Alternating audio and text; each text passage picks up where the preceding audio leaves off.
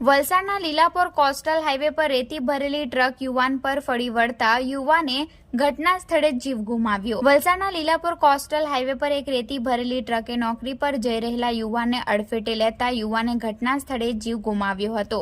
આ ઘટનાને પગલે સ્થળ પર ભારે કમકમાટી ભર્યા દ્રશ્યો સર્જાયા હતા।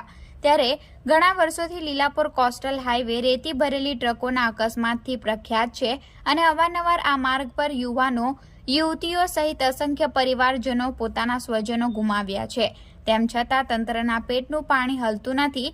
ત્યારે આવા બેફામ રેતી ભરેલી ટ્રક હંકારના ટ્રક ચાલક વિરુદ્ધ કડકમાં કડક કાર્યવાહી થાય તેવી માંગ ઉઠવા પામી છે।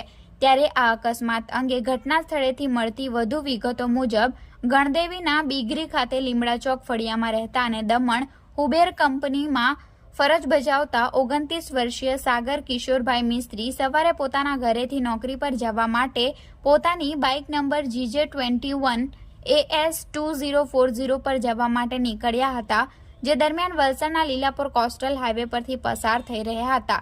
તે અરસામાં પાછળથી પૂરપાટ ઝડપે આવી રહેલી રેતી ભરેલી ટ્રકે સાગરભાઈને અડફેટે લેતા સાગરભાઈ હાઈવે પર પટકાયા હતા અને તેમના માથાના ભાગેથી રેતી ભરેલી ટ્રક નંબર GQO 0711 ફરી વળી હતી, જેમાં બાઇક સવાર યુવાને ઘટના સ્થળે જ પોતાનો જીવ ગુમાવ્યો હતો। આ બનાવને પગલે સેવાભાવી એમ્બ્યુલન્સ સાગર પટેલ ઘટના સ્થળે તાત્કાલિક દોડી આવ્યા હતા અને મૃતદેહનો કબજો મેળવી વલસાડ સિવિલ હોસ્પિટલમાં PM માટે ખસેડવામાં આવ્યા છે અને પોલીસે ટ્રક ચાલકની ધરપકડ કરી આગળની કાર્યવાહી હાથ ધરી છે।